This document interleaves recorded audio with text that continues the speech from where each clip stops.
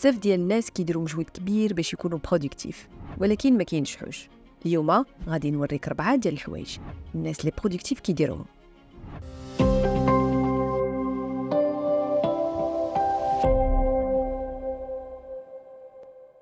اول حاجه كيكونوا مصاحبين مع الساعه.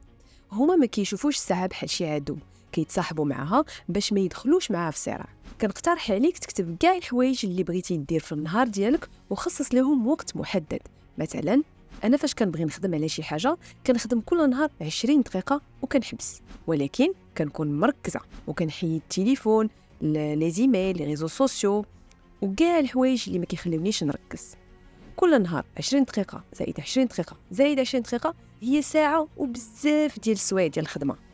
تاني حاجة الروتين الصباحي ديالهم لا يناقش. كل واحد فينا خاص يكون عنده روتين صباحي ديالو اللي هما الأشياء اللي كنديروهم في الصباح لينا حنا قبل ما نبداو نتفاعلوا مع العالم. مثلا الروتين اليومي ديالي هو أنني كنفيق الصباح، كنوجد الفطور ديالي، كنصلي وكندير 10 دقائق ديال لا ميديتاسيون، حيت كنحتاج انني نركز على الهدف ديالي الرئيسي اللي بغيت ندير في هذاك النهار، وهذا الشيء كيعاونني انني نخلق التوازن بين الجسم والعقل والاحاسيس ديالي. ثالث حاجه كيتحركوا. ما غاديش نقول لك شي حاجه جديده، كاينين بزاف ديال الدراسات كيقولوا ان الرياضه كتحسن الدماغ ديالك والحاله النفسيه ديالك وحتى القدره ديالك على التركيز. وملي كدير الرياضه الجسم ديالك كيتخلص من السموم والخلايا ديالك كتجدد وكتحس بالنشاط والحيويه. إذن إلا بغيتي تكون برودكتيف خاصك لابد تبدا دير الرياضة باش تعاون الجسم والدماغ ديالك يمشيو معاك في نفس الإيقاع. رابع حاجة ما كيبعدوش على الهدف ديالهم.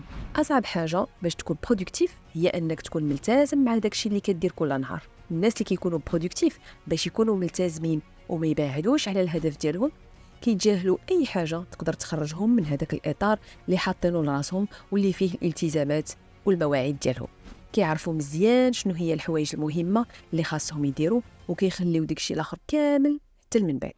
الا عجبتك لا فيديو ما تنساش تابونا في لاشين، وغادي نكون فرحانه بزاف الا بارطاجيتيها مع صحابك. ملي كتعرف شنو هو المهم كيكون سهل عليك تجاهل داكشي اللي ماشي مهم. سلامه.